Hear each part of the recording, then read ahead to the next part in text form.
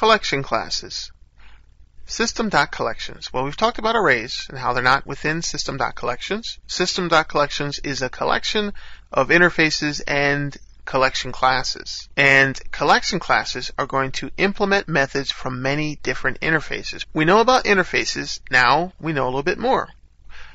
Interfaces like IEnumerable. This is going to be for custom collection classes. We'll see this. This can use for each. We'll see this later. The IEnumerable. iCollection is going to inherit from IEnumerable, and this is the basic collection interface that's going to define common methods to all collections, like count, for example. iCollection inherits IEnumerable. So we see our hierarchy developing. iDictionary inherits iCollection. And this is a basic association container, and this is going to implement key value pairs. So you can have methods like add, clear, and remove. Key value pairs are very interesting. We'll see a implementation or a type of key value pair solution. iList is going to inherit from iCollection and IEnumerable, because we know we can do multiple inheritance with interfaces. iList is a base class for all lists, and you have methods like add and clear and remove, things that help you work with collections of data or collections of objects. Now, System.collections.ArrayList or ObjectList. We know about objects and arrays and how they can be very, very good in how we can use them. We know that from the examples with the arrays.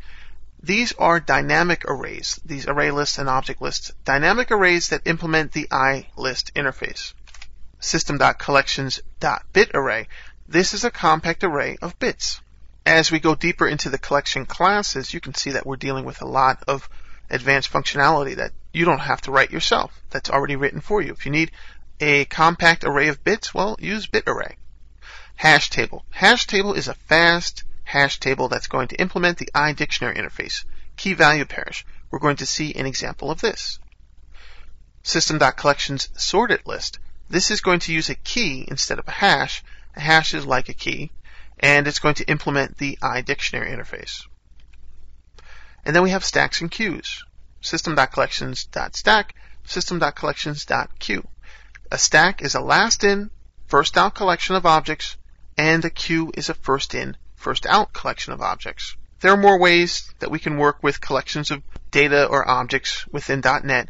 We're going to explore some here, and I think it's a very, very powerful way to work within the .NET universe, to work with the collection classes. You might want to stray away from just working with arrays. Arrays are more or less an older technology, but a beginner type thing, but they can be advanced like I mentioned. But collection classes are great, and I encourage you to really dive in and learn a lot. But we're going to look at some examples as well.